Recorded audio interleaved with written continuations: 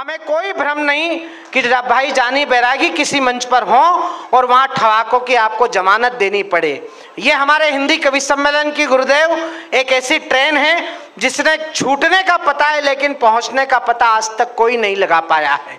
वो किस रस में सुनाएंगे, कितना सुनाएंगे, कैसा सुनाएंगे, या तो वो जानते हैं या वो परमपिता परमात्मा जानता है जो उन्हें प्रेरणा देता है। मैं चाहता हूं कि मुस्कुराओ की जिंदगी लौटे, रेत की तह पर नमी लौटे, होठों पर जम गए हैं सन्नाटे, कुछ किया जाए कि हंसी लौटे। जरा जोरदार तालियां बजाइए भाई श्री जानी बैरागी, राजौद, धार, मध्य प्रदेश, भारत, एशिया, धरती, ब्रह्मांड। जरा एक बार पूरा सदन, जो लोग जा रहे हैं उन्हें ये पता नहीं है कि ये प्रोग्राम भी आपका है और यहाँ इस प्रोग्राम में जितना पैसा लगा है वो पैसा आपका है, ना कि हमारा है। हम पैसे ले जाने वाले लोग हैं, देने वाले लोग तो है नहीं। तो यहाँ का एक एक रुपया सब पे आपका हिस्सा है। और मैं आपसे ये कहना चाहता हूँ, मेरे दोस्त मंच के मेरे बड़े भाई बैठे हुए, शशि भैया, डॉक्टर भुवन मोहिनी जी, मुन्ना भैया, सब ने अच्छा पढ़ा। मैं ये बताना चाहता हूँ कि पूरे हिंदुस्तान के अंदर, पूरे हिंदुस्तान में अभी कहीं भी कोई कवि सम्मेलन की शुरुआत नहीं हुई है।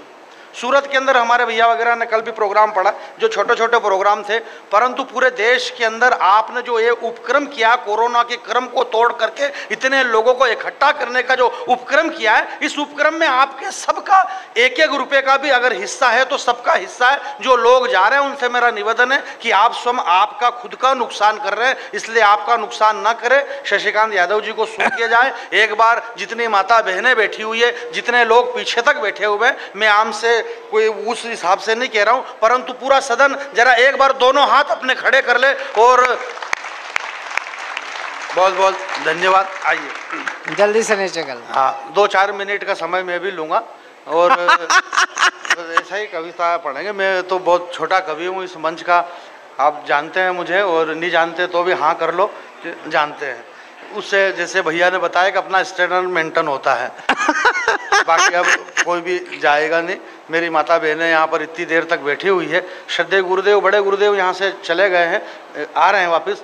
मैं प्रणाम करता हूँ, दोनों गुरुदेव के चरणों में प्रणाम करता हूँ। आप बड़े सौभाग्यशाली हैं। मेरे तुलसी कहते हैं कि अब मोहि भरोस बा हनुमंता, बिनु हरि कृपा मिले नहीं संता। जब तक संत नहीं मिलते हैं तब तक भगवंत नहीं मिलते, और अगर संत मिल गए समझो भगवान के मिलने की पूरी गारंटी है। तो आप लोग संत के सानिध्य में हैं, इसलिए आप तो बड़े वो हैं मेरे भाई। नहीं, आपको अगर ताली ना भी बजाएं तो कोई दिक्कत नहीं है। मैं तो 5-7 मिनट में, मेरे को कोई फर्क नहीं पड़ रहा है, क्योंकि हमारे मोहित भाई ने मुझे बुलाया है। जैसे कि शशिकांत जी ने बता दिया कि अच्छा लगे तो हमारा और बुरा लगे तो इनका, कि हमको तो कोई लेना देना नहीं, रोज अपना काम कर ही रहे हैं। 2 साल से कोरोना चल रहा है। हालांकि ये कोरोना सबका कुछ भी बिगाड़ लिया, परंतु हम कवियों का ये कुछ भी नहीं बिगाड़ सका।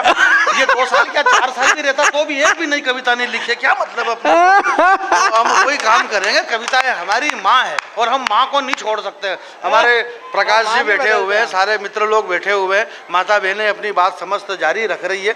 मैं आपको एक बात कहना चाहता हूँ साहब, ये दर्शन की बात हुई, ज्ञान की बातें हुई। ज्ञान की एक सीमा होती है, दर्शन की एक सीमा होती है। जैन समाज की इतनी सारी बातें हुई। श्रद्धेय हमारी आवाज नहीं आ रही है, आवाज भैया आवाज नहीं आ रही है, कुछ गड़बड़ हुई है। मेरी कोई गलती नहीं, आवाज नहीं आ रही तो भाई मेरी आवाज तो आ रही नहीं।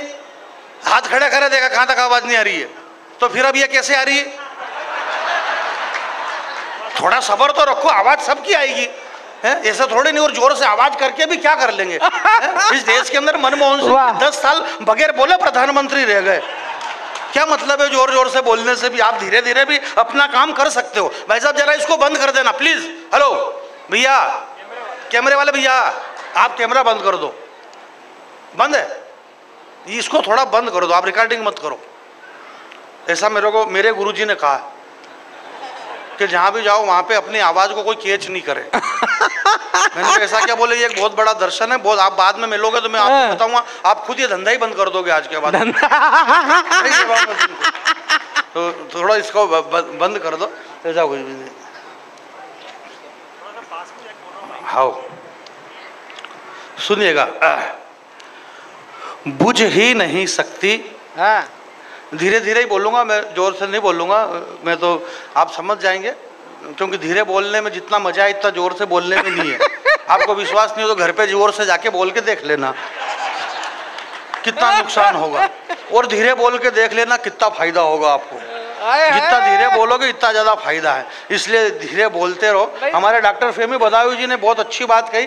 भुवन मोहिनी जी मैं आपके चरणों में रखता हूँ, एक शेर मुझे याद नहीं है, परंतु उन्होंने ये कहा है कि कुछ न कुछ मुझसे बोलते रहो, चुप रहोगे तो लोग सुन लेंगे। तो फेमी है ना, बहुत बढ़िया, फेमी बदायूं जी ने यह कहा, और उन्होंने कहा पर मैंने क्यों किया ये मेरे को भी मालूम नहीं। दौर ही ऐसा चल रहा है यार के अब क्या करे भाई साहब, भाला किसका और फेंक कौन रिया। फोन आया था ये नरेश निर्भीक का फोन आया, इसीलिए तो कह रहा हूँ बंद कर दे भाई। मेरे से कहा कि तुम हंसना मत, इसकी बात नहीं होगी भैया बंद कर दे। मैं यही कह रहा था कि भाला किसका और फेंक कौन रिया। हम मारवाड़ी लोग हैं, यहाँ इतना बड़ा उपक्रम आपने वर्धमान स्थानक वासी लोग हैं। जब भैया ने बताया कि वो अभिनंदन वहां गया पाकिस्तान में, अब मैं थोड़ा सा 5-7 मिनट मुझे गुरुदेव का आशीर्वाद चाहिए। जब अभिनंदन वहां गया और वो जब शेर की तरह वहां पर गया, उसके पास हथियार तो थे नहीं। अभिनंदन से जब आया वापिस तो दिल्ली में उससे पूछा गया कि पाकिस्तान की उस चौकसी के अंदर आप बगैर हथियार के थे, आपके पास में कुछ भी नहीं था, आपको डर नहीं लगा? अभिनंदन ने जो बात कही मेरे दोस्त, मैं आपसे कुछ ही नहीं चाहता हूं, अभिनंदन ने जो बात कही, क्या अद्भुत बात कही मेरे भाई। ये फिल्मों में पर्दों पे नाचने वाली मेरी माता बहनें यहाँ पर बैठी हुई है। इस दुनिया के अंदर मेरी बहनें, बात ध्यान रखना, इस दुनिया में नग्नता वो अच्छी नहीं होती है। नग्नता वो अच्छी लगती है जो माँ की गोद में एक नन्हा बालक खेलता है, उस नन्हे बालक की नग्नता अच्छी लगती है। या फिर नग्नता वो अच्छी लगे जिसका तन कुंदन मन कुंदन, तप तप कर तन बना होगा कुंदन, भला दुनिया में उससे ज्यादा सुंदर मूर्त क्या होगी। और जिसने वासना और विकारों का त्याग कर दिया, उस महावीर को वस्त्रों की जरूरत क्या होगी। या फिर वो नग्नता अच्छी लगे। आपकी तालियां कमजोर है मेरे दोस्त। जब अभिनंदन को वहां पर पाकिस्तान के अंदर अभिनंदन जब खड़े थे आजू बाजू में, तो जब वो दिल्ली आए, अभिनंदन से पूछा कि आपको मृत्यु का डर नहीं लगा? तो अभिनंदन ने कहा, बोले कौन सी मृत्यु? महावीर जो मृत्यु पे दुनिया का पहला सर्जिकल स्ट्राइक किसने किया? हमारे भाइयों ने बताया, बोले जैन ये होता है, जैन ये होता है, भगवान महावीर स्वामी। मेरा ये मानना है कि जहां पर धर्म, भगवान महावीर स्वामी का कोई धर्म नहीं है। बात को पकड़ना और हाथ खुले आपके हवा में, छोटी सी बात, जैन का कोई धर्म नहीं, महावीर का कोई धर्म नहीं है। जहां पर धर्म है बस वहां महावीर है। वाह वाह वाह वाह वाह वाह वाह वाह वाह यार भाई, बड़ी बात है, बड़ी बात है जानी भाई। एक बार जोरदार तालियां बजाइए। भगवान स्वामी जी को हम क्या बात है कर रहे हैं। नमो परिवार, नमो अरिहंताणम, नमो सिद्धाणम, ये हमारा मंत्र है, ये आपका मंत्र है क्या? हिंदुस्तान के अंदर जैन समाज, यार आपको पता नहीं है, 135 करोड़ लोग भारत के अंदर रहते हैं। 135 करोड़ में 4.5% लोग जैन है पूरे भारत में। 135 करोड़ में 4.5% जैन रहते हैं, और 45% इनकम टैक्स अकेला जैन समाज पे करता है भारत को। 45%। हालांकि यह बात मेरे को भी मालूम नहीं थी, पर मैंने कहा यार अब कैसे क्या जमे, कैसे क्या जमे? बोले ऐसे ही जमे।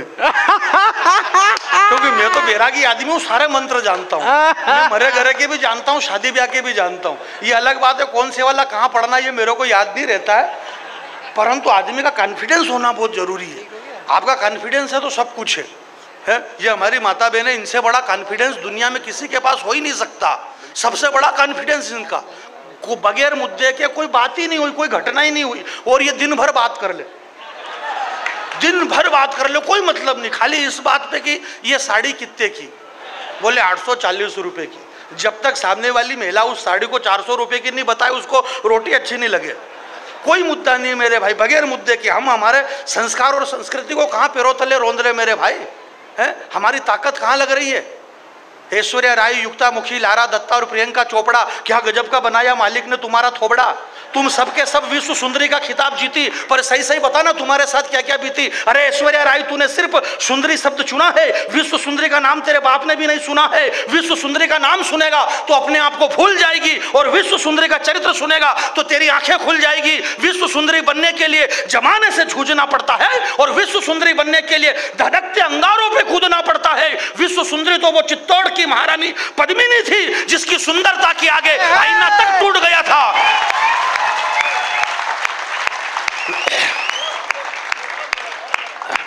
भजिया के पहले तेल मत चाटो यार। पूरी बात तो सुनो आप। पूरी बात सुने नहीं रहो। अब ये आदत मुन्ना बेटरी जी ने आपकी डाल दी। और ऐश्वर्या राय, मेरी जो माता बहन है यहाँ पर बैठी हुई है, हमारी जड़ें बहुत गहरी है। सनातन धर्म को कोई भी नहीं हिला सकता है। ये हिंदुस्तान है। हमने जो भी डिसीजन लिया पूरी ईमानदारी से डिसीजन लिया। क्या है साहब कि ये इस देश के अंदर जो स्थिति हुई, हमारे भैया ने जो बातें बताई है, बातें इन्होंने ये बताई कि जो माता बहनें जा रही है, ये बात इन्होंने बताई। तो अब ये माता बहनें जा रही है, इसका हम क्या कर सकते हैं?